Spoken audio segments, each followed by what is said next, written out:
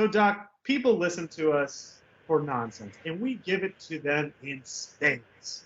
Nonsense, nonsense, nonsense. Some would even say, on our best days, malarkey. Braves, defending champs. Boy, it sure would be a shame if there was no season next year and we were just still the defending champs. Also, this guy that got hit, how old was he? 46. What a loser, just sissy man. You just got punched in the face by a 90-year-old man? Come on, dude. I'll bet Doc is like the Sinbad of Ames, Iowa. Oh, because people, I didn't realize, I thought it was just a Doc thing with the corn jokes. Iowa people love corn jokes. Well, you know what they say, knee high by July, baby. I don't know. I mean, I'm sure that's killing in the Midwest right now. I'm sure when that hits their ears, they're like, that Doc, he gets us. Doc, what do I love more than anything? That's right, an angry football team. I prefer to think of Warsaw as like a battle of who's the best saw, right? So you have like a sawzall, you have a skill saw, you have a hacksaw, handsaw. It's just a battle of saws to the death. Welcome to the Spaghetti Junction Boys podcast, coming to you from beautiful Atlanta, Georgia. I'm your host, as always, William Hildebrand. I'm joined here by one Ben Ralston and also one Doc Jacobson. Before we get things started, we want to thank our friends over at Manscaped. Support for the Spaghetti Junction Boys podcast is brought to you by Manscaped, the best in men's below-the-waist grooming. Manscaped offers precision-engineered tools for your family jewels.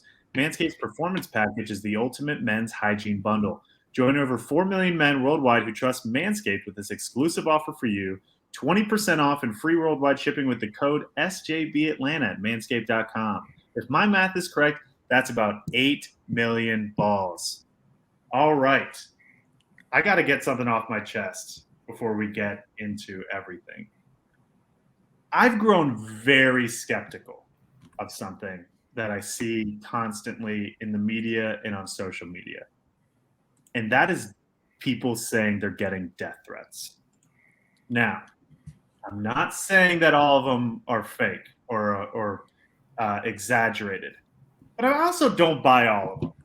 Anyone who misses like a big shot in sports or is like a sports villain or is just like an actor someone doesn't like, or maybe they go viral for some random thing and now they say, oh, social media got too crazy. Now I'm getting death threats. Oh, we're getting death threats. You hear it all the time. And I want to know exactly what's being said to people because that gets thrown out daily. Oh, I'm getting death threats. And I know there's a ton of crazy people in the world, and on social media, you don't have to put your real name and everything out there. But is it someone just saying, like, you suck, go die? Because that's not really a death threat. That's just like a 14-year-old who's going to comment ratio on your next tweet. And so is this something that I'm overreacting to, or is this something that y'all believe, or am I onto something? Please hit me.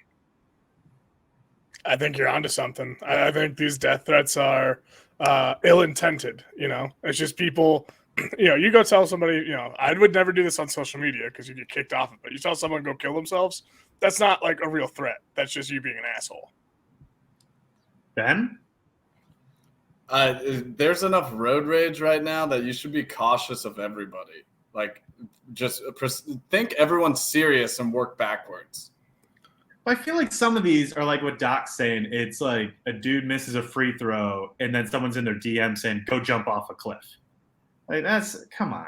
Like, it's horrible. You shouldn't say these things. I'm not defending the people who say these things. I'm just saying, as someone who has actually had a death threat when I was a journalist, of someone who called me on my office phone and said they were off their medication, had a 12-gauge shotgun, and were going to come get me, that's a death threat. And so as someone who's gotten a death threat, I'm just a little skeptical that someone who's just like, oh, yeah, I got this homeless guy fixed up with a haircut, got him a nice meal, a place at a hotel, and now he's got a job interview. Oh, I didn't think this was going to blow up, and now people are giving me death threats. Like, I don't buy it. I don't buy it all the time. I would say similar to your story, like until you receive a letter or a phone call, it's not a death threat. It has to be Open-ended. certified mail Yeah. for Doug. Yes. Absolutely. It has to go USPS or UPS. Has to be paid this for. guy paid for a stamp. He's serious. This guy was so mad at you that he waited in line 20 minutes at the post office to buy stamps to send you a letter that he's going to kill you. He's standing in line. He's just like, man, I got to mail this death threat. I got other things to do today. I got to get to Aldi after this. Like, come on. Can we pick up the pace? I don't know. It just seems far-fetched to me and seems too easy that no one's questioning these death threats. No one's saying, hey, did you really get a death threat? And so I figured I'd take that lane. Anytime Ben's talking about road rage, I want to bring it back to the road. Anytime there's an available lane, whether I'm in a car or it's a metaphorical lane in a take, I would like to take that open lane.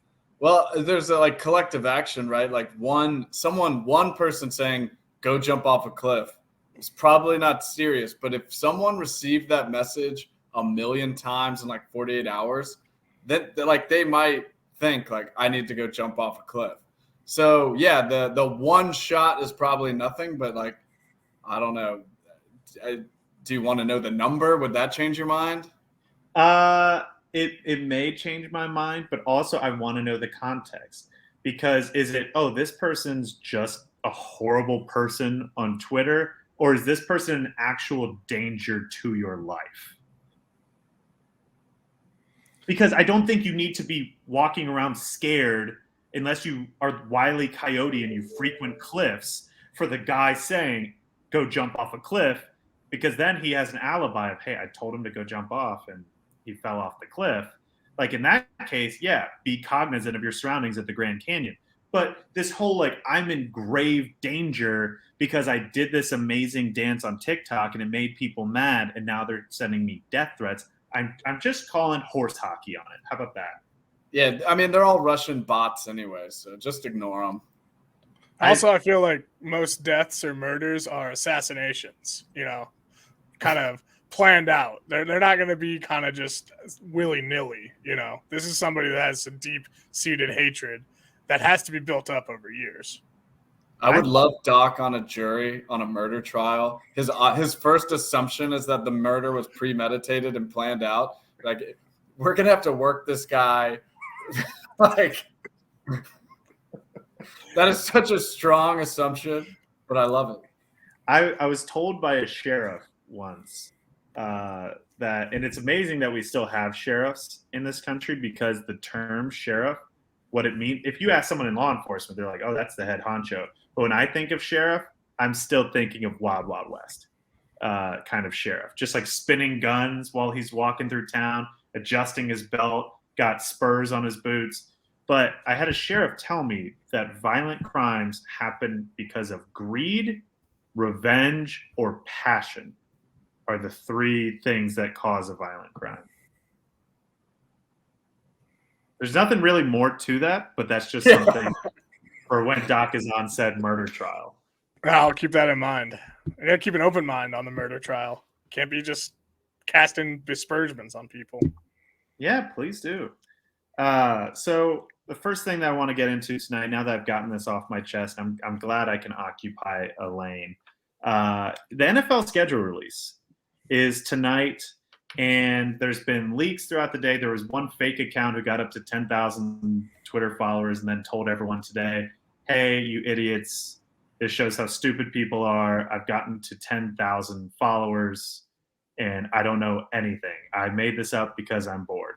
And it's been getting shared by tons and tons of people. There have been a million fake leaks through other people. A full schedule got tweeted for a team by an NFL reporter earlier today. Turns out that was completely fake, but it'll come out at 8 o'clock Eastern time tonight. We're recording this on a Thursday.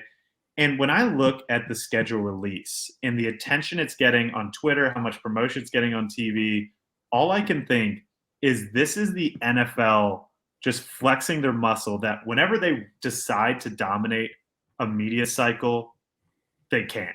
I wrote a blog about this on our website, sjbatlanta.com, where I liken it to when you see those videos of the guys who are in tune with nature and they're like playing and wrestling with lions out in Africa. And it's essentially when that lion decides it just wants to eat this guy, it can. And that's kind of what the NFL is doing of saying, oh, you're having your playoffs? That's cute. I can dominate the media cycle if I want. What? You don't have anything going on. Free agency, the draft, it already happened. No one's even reporting to teams yet. There's no practice going on. It's like, well, I'm going to do it. I'm just going to say when we're going to play games. Oh, but you already announced all the away games and all the home games. Yeah, we're going to say when the dates are. And sure enough, dominates the media cycle. Is that all this is? It's just a flex? Has to be. It has to be. I mean, we have NBA playoffs, hockey playoffs, and then the NFL not trying to stay relevant, but just trying to show that they are the top dog in the sports entertainment arena. They're going to control every media outlet that they can. Yeah, the fact that they would drop this on the first round of the Byron Nelson Classic is an affront to the PGA Tour, and action must be taken. They could have done it Monday or Tuesday or Wednesday. This needs to be treated with hostility. It is really amazing because the football season is the shortest season of all the major sports in America, and yet they dominate everything in between too. The draft gets more coverage than MLB opening day, and it leaks into the playoffs and so forth for basketball. And the schedule release, the free agency, teams reporting to camps. ESPN sends someone to every single camp. They just put Ed Werder on like a bus, and he just keeps on going one after the other, and they get the coverage. It just shows how much bigger they are than everyone else. That mundane, stupid shit can just dominate a news cycle like this. Imagine you have a friend who doesn't watch football. I know there are monsters like that elsewhere, but imagine trying to explain to that friend that you're going to watch the NFL schedule release tonight. They're like, oh, is it a game going on? Like, nope, not for another 4 months. Like, okay, so is this just like finding out who you're playing because like maybe it's going to be, a harder road to win a title? Like, nope, we already know all of that. This is just so I know if we play the Jets on September 14th or October 21st. We'll figure it out. I'm going big picture on this. This is a money grab by the NFL. Release it this early. Obviously. Yeah, but you release it this early. You give everybody a chance to buy tickets to games for away games they might want to go to. Vegas being a huge kind of staple for travelers now with NFL games there. I mean, this is just them setting up, giving you 4 months to plan out a trip for you to take for your team. Yeah, but if they just released it on their website today, then people could still be able to do that. But instead, they're making it into a spectacle. It's on ESPN. It's on NFL Network. There's blogs and articles about it. It's all over social media. This is a full-on affront that they're saying, hey, open up your throat because we're going to shove this schedule release down there. Yeah, are you supposed to, when you see the dates get announced, are you supposed to cheer? Like if you're a Falcons fan, you're like, oh, we caught the Saints in October. Hooray. Be like, I don't know what that means right now. In a vacuum, this does nothing. Yeah. Right. I saw Kay Adams, the host of Good Morning Football. Her last day at Good Morning Football is tomorrow. And when she was announcing that tomorrow will be your last day, she said, we'll be on from whenever their show is, 9 to noon or something.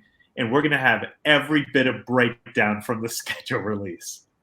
And I just, like you said, what are you going to break down? Are you essentially just going to be like, look at this Falcons schedule. The Falcons have the Saints, Panthers, Packers, Buccaneers back to back to back. What a rough stretch for the Falcons. Is that what it's going to be? Because also, we don't know if that's going to be a rough stretch. Yeah. Like 50% of the playoff teams roll over every year. And we're just supposed to say, oh, this November for the Eagles is going to be a gauntlet. That's what they're going to talk about for 3 hours? Maybe Roger Goodell's like a nihilist, and he's trying to like tell us this is meaningless, but we're just refusing to get the message. Like he's like, I'll just drop the schedule release in the middle of May. Everyone should get the hint that like none of this matters, but everyone's going the opposite. Yeah, I don't know. This is just a social experiment this whole time. That's just Yeah. gone way too far. Like someone from a high-ranking university puts Roger Goodell in charge of this social experiment as the commissioner, and they're just like, "Hey, see if you can get rid of their best football player of all time." And it's just because like he changed how much air is in the ball. It's like, oh, okay, that's good. That would probably make people want to stop watching, right? Nope, still watch. Okay, a fundamental part of football, tackling. What if people don't know what's a legal tackle? Better yet, what if also they don't know what a catch is and what constitutes a catch? That's going to really piss them off. They'll stop watching. It's like, Yeah, just because watch more. if you wanted to take it to an extreme and make it like the most watchable event possible, you would do the schedule release like right before the season starts. So teams just like have no idea what their September looks like until like August 31st. So the entire NFL schedule is just the white wrapper airhead. It's just all mystery. Exactly. Now that would be entertainment. But I think he's trying to be like, God, like, will you stop paying attention to this? And what if instead they do the scheduling like a draft and it's an arm wrestling tournament and the one who comes out on top picks their schedule? Put your bye week wherever you want. You want to do 8 weeks on the road, bye week, 8 weeks at home, have at it. You want to mix in good games, bad games. And so the weakest GM, I mean, he's just got to deal with what he gets, you know? And I'd watch that because that also affects your hiring practices because you can go, well, you know, he's really cut his teeth coming up in the league and he's been a scout. He's been a player personnel guy. I think he's ready to be a GM. It's like, well, how big are his triceps? Have we looked into that? Because I can't go on the road to Buffalo, New England, New York, and Philadelphia in 4 straight weeks. I can't do that again. Yeah, this goes back to like our idea of athletic directors running 40 times. Why do we always make managerial employees do athletic feats to help do their job? I don't know, but it's slowly becoming a staple of the podcast.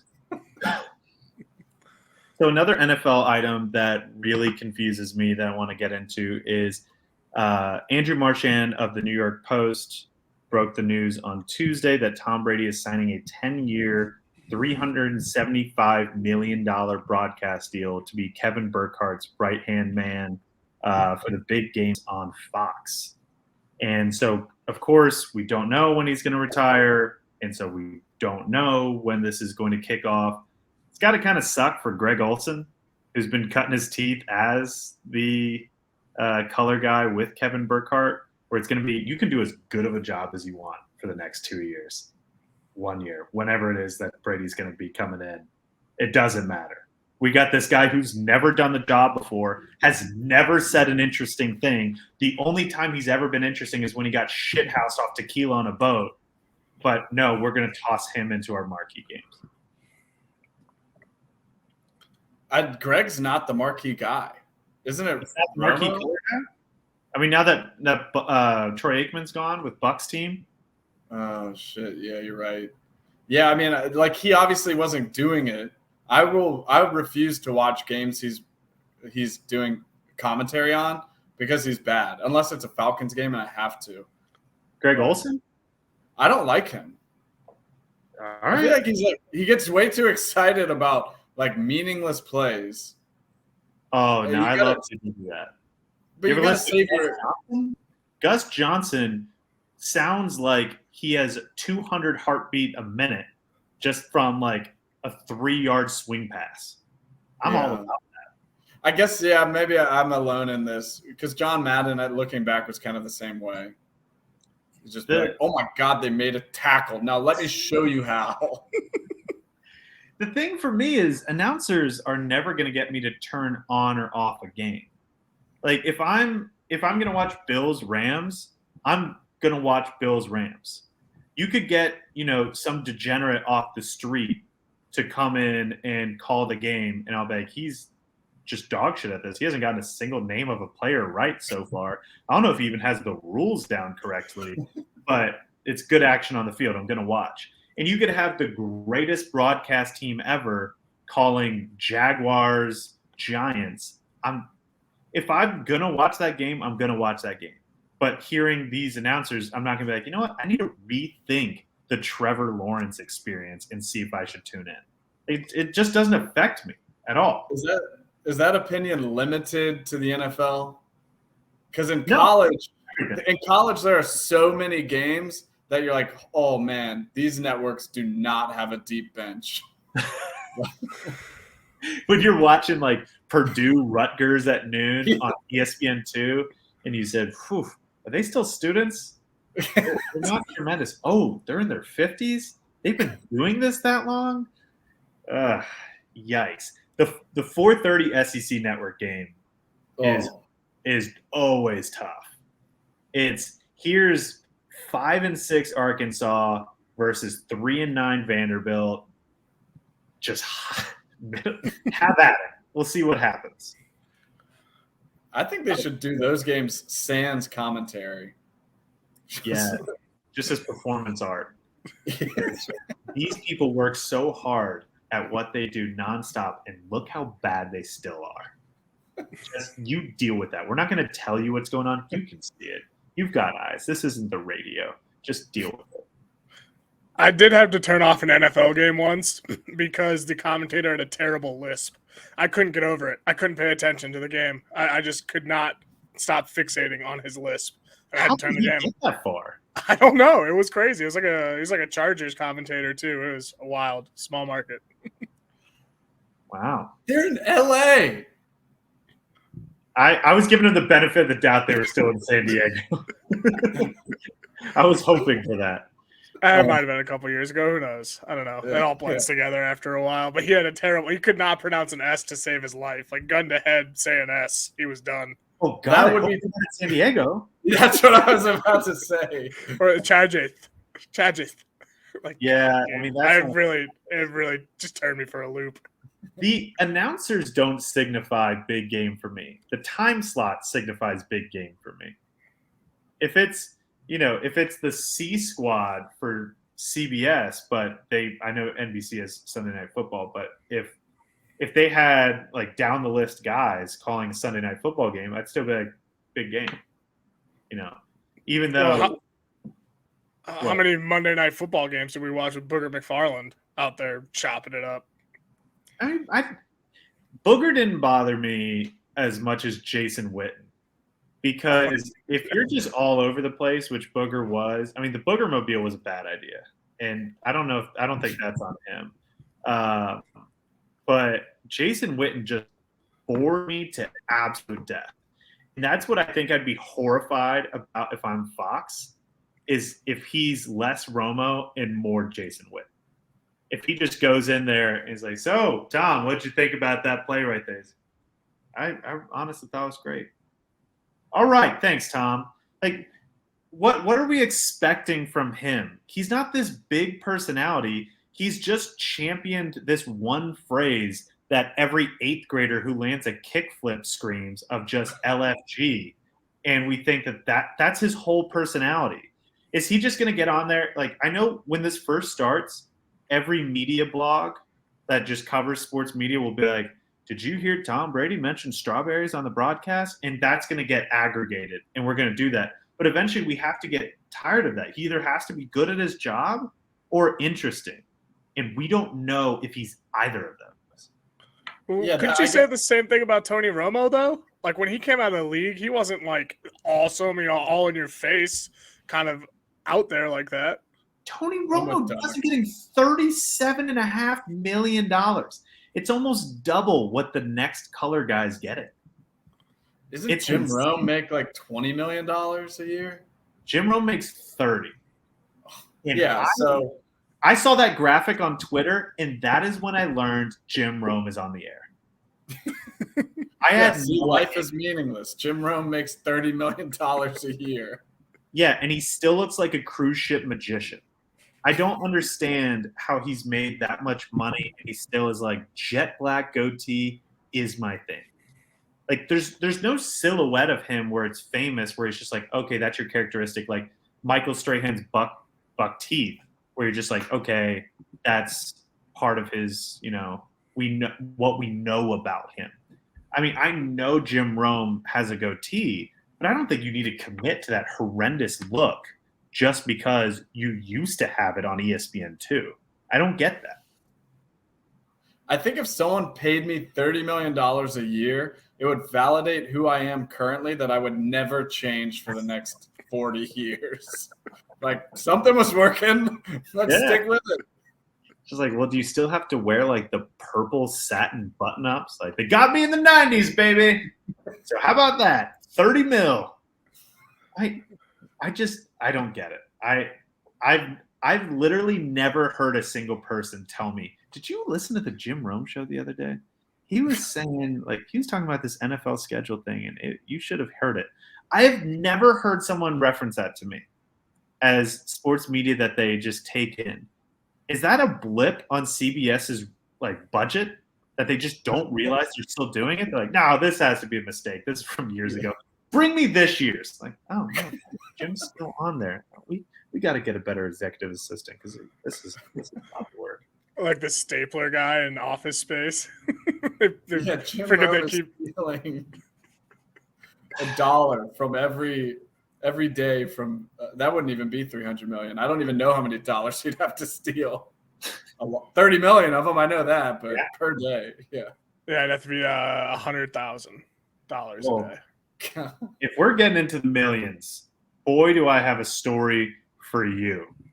So a TikToker, and this was brought to my attention on Twitter because I fall into what TikTokers call geriatric TikTokers.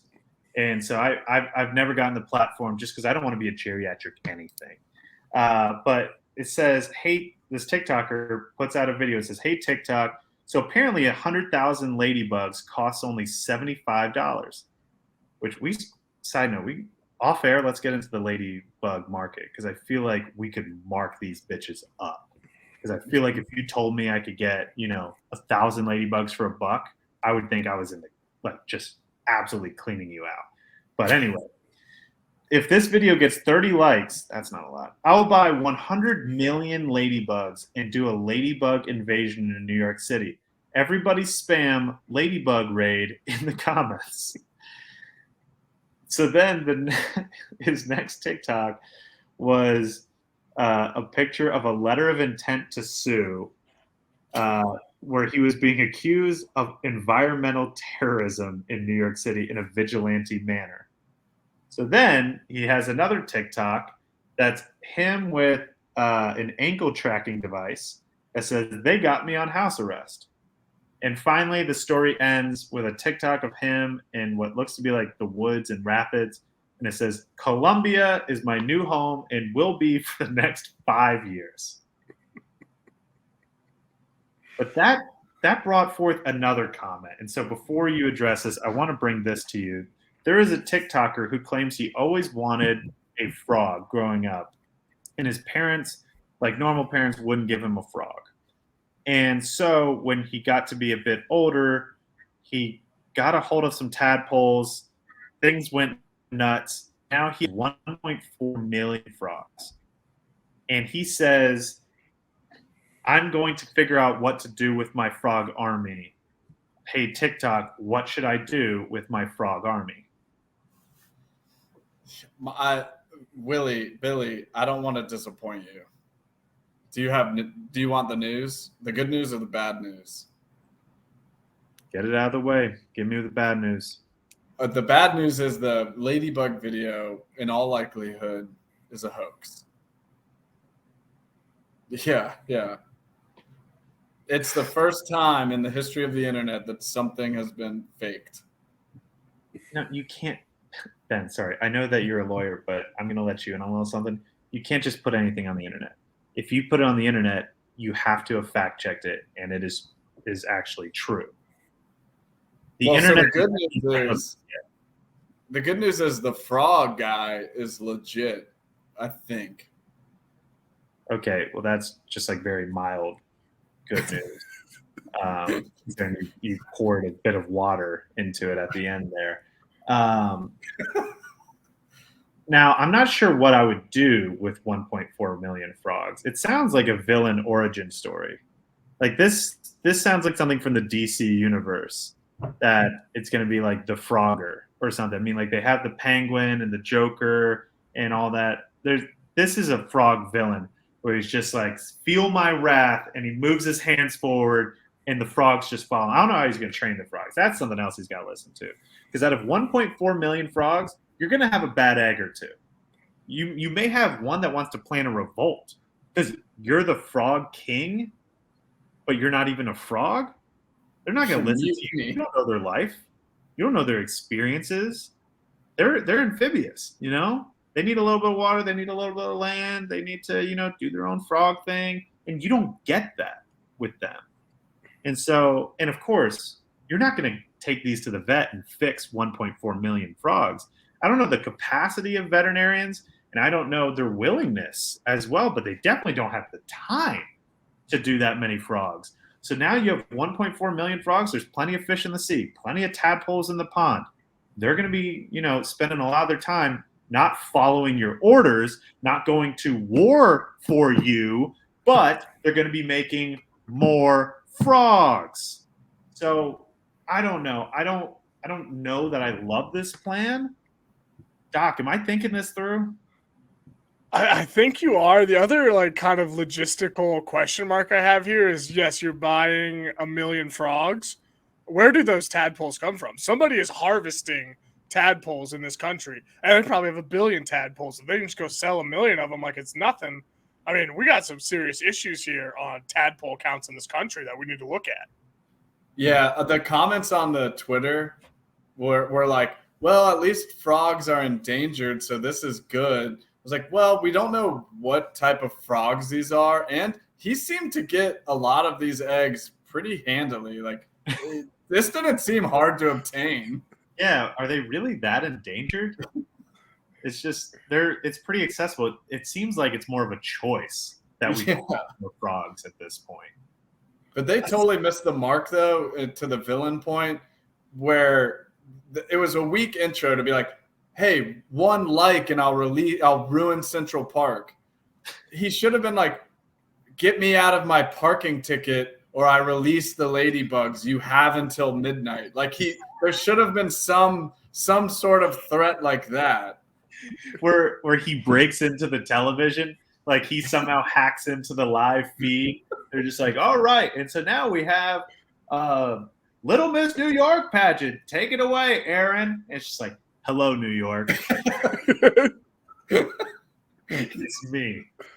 I don't know how that's environmental terrorism either. I think 1 million ladybugs would make New York a cleaner place. I mean, let's be honest. Mm-hmm. There. And a luckier place. Yes. Yeah. So it is the Big Apple, though. Do they destroy apples? Is that what's going on? Oh, that was horrible. I mean, it's a good point. We don't know. Don't give him credit for that. I'm giving Doc a lot of benefit of the doubt so far on this podcast. First, the Chargers announcer, and now this. Listen. I don't know what sort of context you need to use the frog thing. Is that a Bumble profile piece of just like, hey, love hiking, lactose intolerant, have a frog army, very close with my family?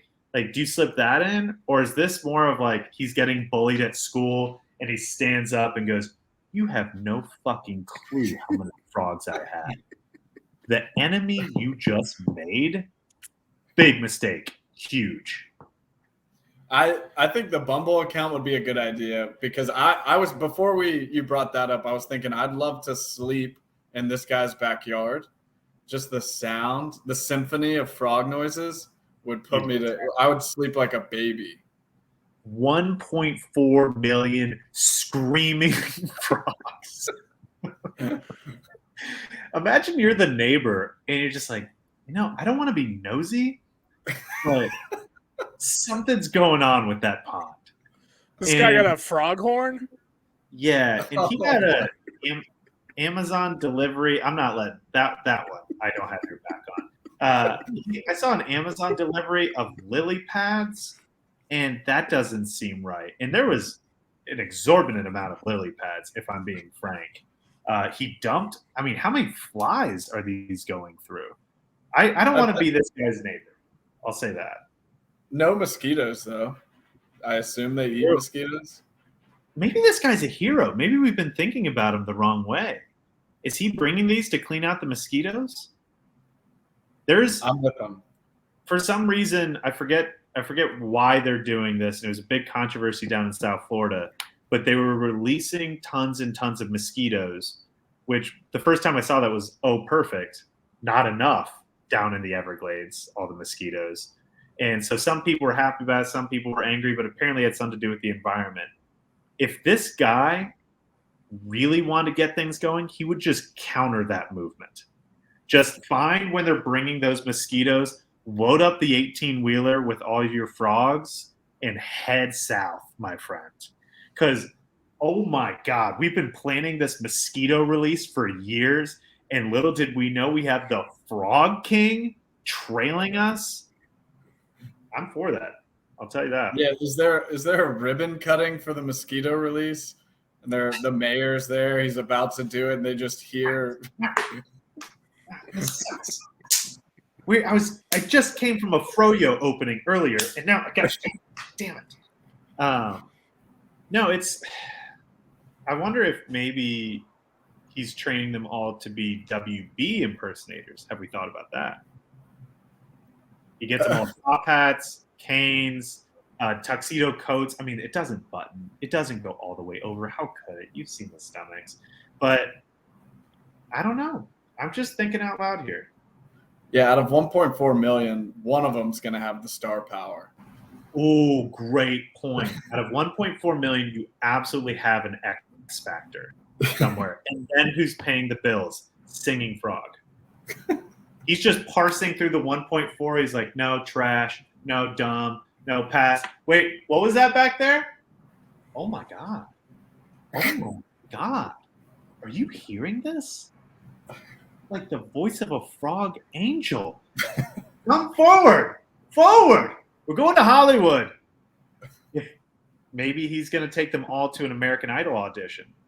You know, you have someone in line going, yeah, no, I'm still here. I've been waiting like 6 hours, and I still have at least 800,000 frogs ahead of me before I get to audition. I don't even think I'm going to meet J-Lo. I don't know. I was going to go Luke Bryan, but. Oh, yeah, that's not me. It's just J-Lo still. No, it's Lionel Richie, Katy Perry, Luke Bryan. What is J-Lo?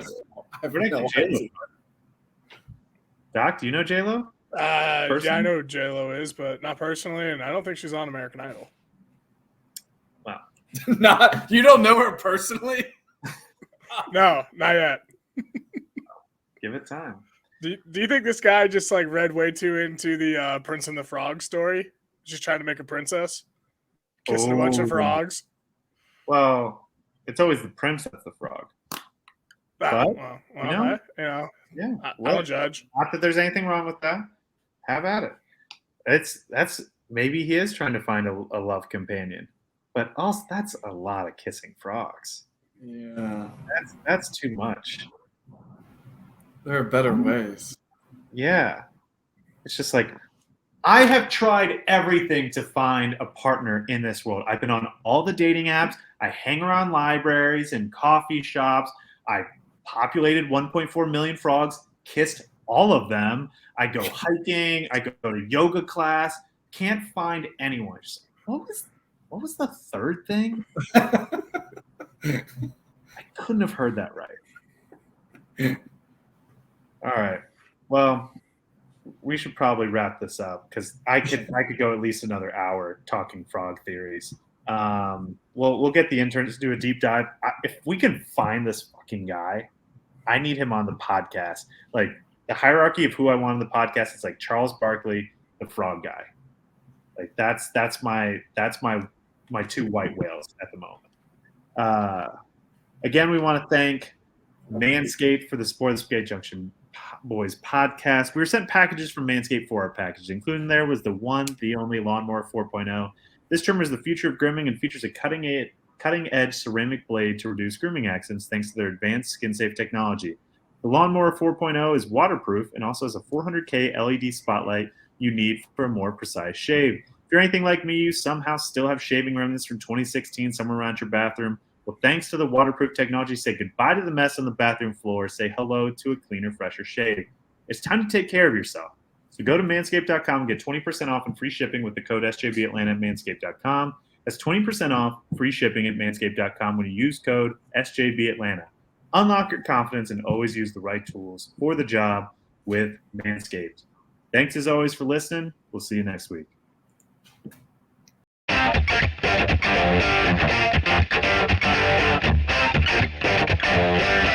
Thank you.